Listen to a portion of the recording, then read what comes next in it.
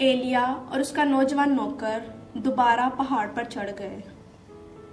जा और समंदर की तरफ देख, मुझे तो कुछ भी दिखाई नहीं दे रहा।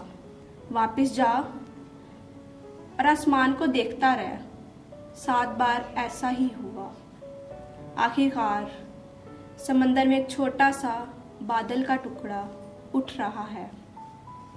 बहुत खूब, अब अखिया बादशाह के पास दौड़ जा।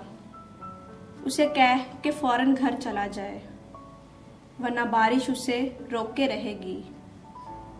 बादशाह खबर का इंतज़ार कर रहा था। जनाबे वाला, एलिया कहता है कि आपको जल्दी जल्दी घर पहुंचना चाहिए, वरना बारिश आपको रोके रहेगी।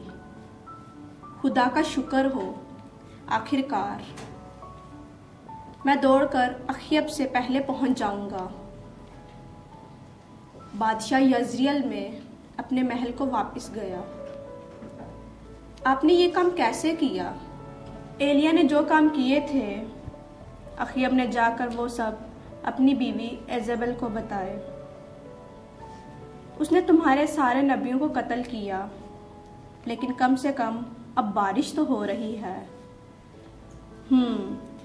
अब मैं खुद उसकी खबर लूँगी। चुनाचा मलका ने एलिया को पैगाम भेजा कि मलका ने फरमाया है, अगर मैं कल इस वक्त तक तुम्हारा वही हाल ना कर दूँ जो तूने मेरे नबियों का किया है, तो देवता मेरी जान ले ले। एलिया डर गया और जान बचाने को भागा। बेटा जल्दी करो, मलका ने हमें ढूंढने के लिए आदमी भेज दिए होंगे। मैं तो इतनी तेज चल भी नहीं सकता।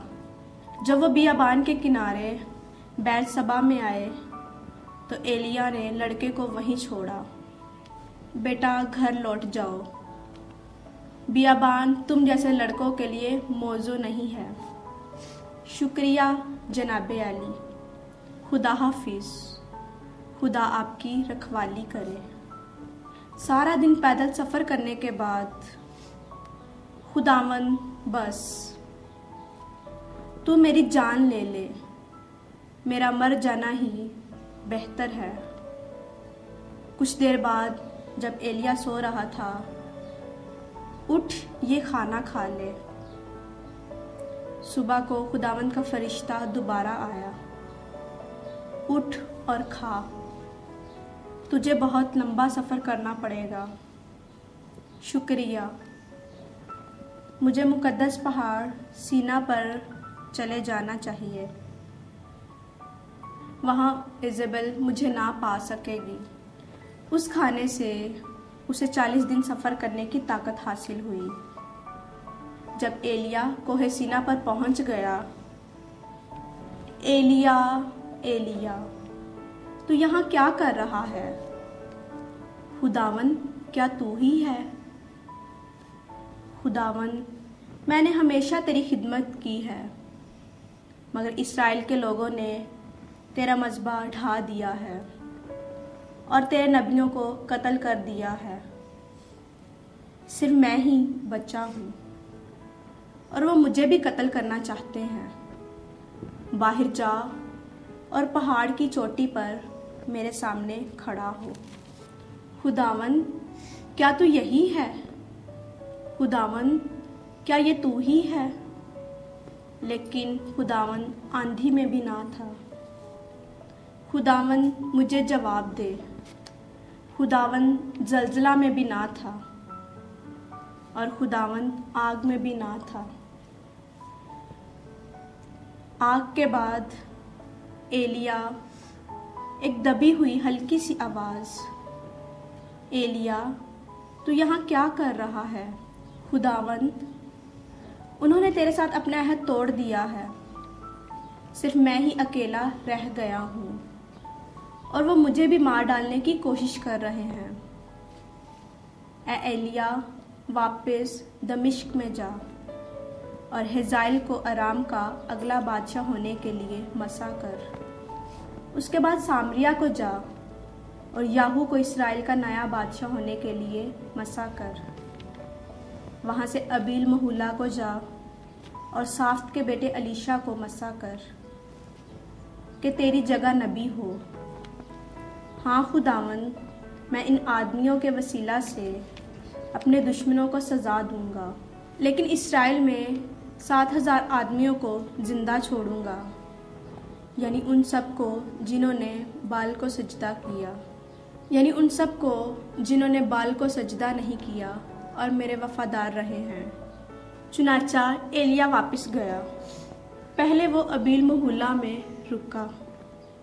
मैं एलिया हूँ, यहोवा का नबी, तू मेरे साथ चल। ज़रा ठहरिए, मैं अपने माँ बाप को खुदा हाफिज़ कह आऊँ।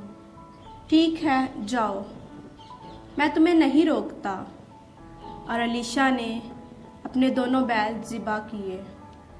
उसने जुआ तोड़कर ईंधन बनाया, लेकिन वो तो कहता है कि ये यहोवा की बुलाहट है।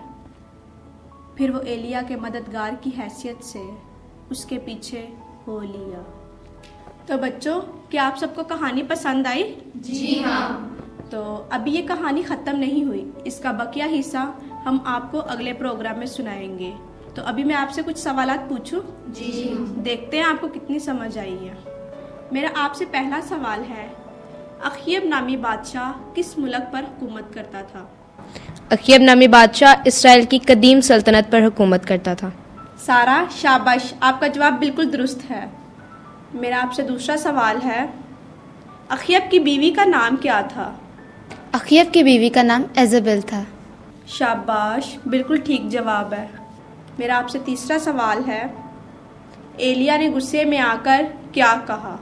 एलिया ने गुस्से में आकर कहा, चंद सालों तक ना ओस पड़ेगी और ना बारिश होगी। शाबाश, बिल्कुल ठीक जवाब है। मेरा आपसे आखिरी सवाल है, खुदा ने एलिया को छुपने के लिए कहाँ भेजा? खुदा ने एलिया को दरिया यरदन के मशरिक में कुरैत के नाला के पास छुपने को कहा। वेरी गुड सिमरन, आपका जवाब भी बिल्कुल दुरुस्त है।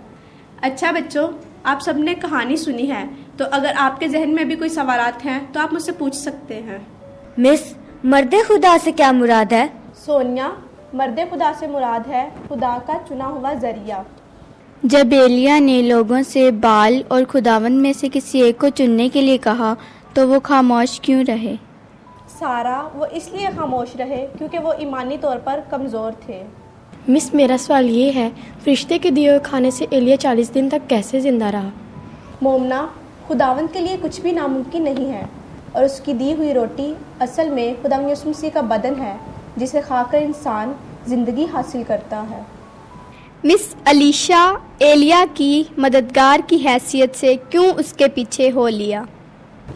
तानिया, क्योंकि वो खुदा परस्त था और जानता था कि एलिया मर्दे खुदा है। अलीशा एलिया के साथ उसके मददगार की हैसियत से चला गया है, और आगे देखते हैं क्या होता है। ये जानने के लिए हमारे साथ रहिएगा अगले प्रोग्राम तक। तब तक के लिए खुदा हाफिज़।